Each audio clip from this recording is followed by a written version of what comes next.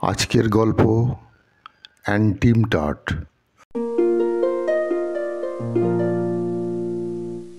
আব্দুল মতিন শুয়ে আছেন খাটের কোণে। বুকের ভেতর যেন একটা চেপে বসা পাথর। নিঃশ্বাস নিতে গেলেই মনে হয় কেউ যেন শ্বাসনালীতে তালা মেরে দিয়েছে। কাশির দমকে বুকটা যেন ফেটে আসছে, কিন্তু কফ বের হতে চায় না। খক খক শব্দে গলা শুকিয়ে কাঠ হয়ে গেছে। তার স্ত্রী পাশে বসে উদ্বিগ্ন মুখে বলল, চলো একবার ডাক্তার দেখাই।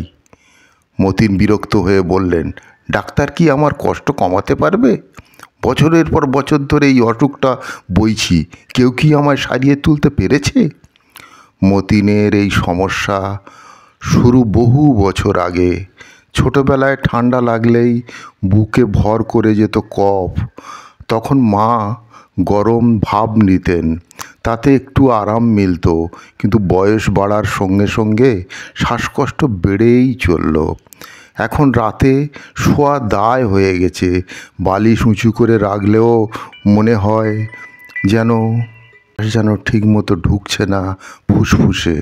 সবচেয়ে খারাপ সময়টা আসে ভোর রাতে। কাশতে কাশতে চোখ দিয়ে জল বেরিয়ে পড়ে, কিন্তু গাঢ় কফ বের হতে চায় না। মাঝে মাঝে মুখে একটা অদ্ভুত অম্ল স্বাদ চলে আসে। বুকের মধ্যে যেন বুদবুদ ওঠে, কিন্তু মুক্তি মেলে না। একদিন স্ত্রী জোর করে মতিনকে হোমিওপ্যাথি চিকিৎসকের কাছে নিয়ে গেলেন। ডাক্তার কিছুক্ষণ চুপ করে তার কথা শুনলেন, তারপর বললেন, আপনার কি মনে হয় শ্বাসকষ্ট বেশি হয় শুয়ে পড়লে? মতিন বলল, একদম ঠিক ডাক্তারবাবু, শুলেই দম আটকে আসে, মনে হয় যেন বালিশের নিচে ডুবে যাচ্ছি। কাশির পর কি খুব ক্লান্ত লাগে? ডাক্তারবাবু জিজ্ঞাসা করলেন। মতিন মাথা নাড়লেন, যেন শক্তি শেষ হয়ে যায়। কাশি এমনভাবে আসে বুকটা ফেটে যেতে চায়, কিন্তু কফ বের হতে চায় না, গলার ভেতরেই আটকে থাকে। ডাক্তার এসে হেসে বললেন, আপনার রোগের লক্ষণ দেখে মনে হচ্ছে অ্যান্টিমটাট ওষুধটা আপনার জন্য বেশ উপকারী হবে। স্ত্রী অবাক হয়ে জিজ্ঞাসা করলেন, কেন ডাক্তারবাবু?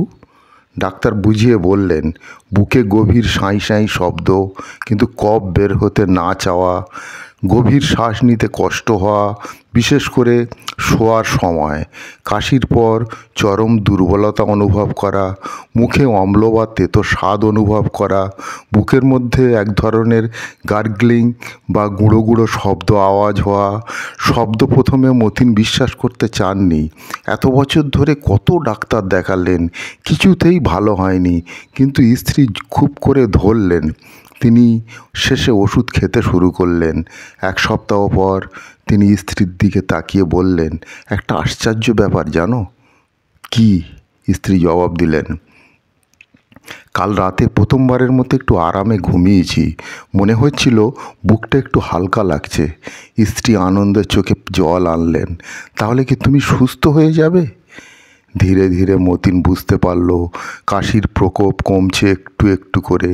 বুকের ভেতর যেন দমবন্ধ অবস্থা ছিল, সেটা একটু একটু করে কেটে যাচ্ছে। কফ বের হচ্ছে, আর শ্বাস নিতে আগের মতো কষ্ট হচ্ছে না।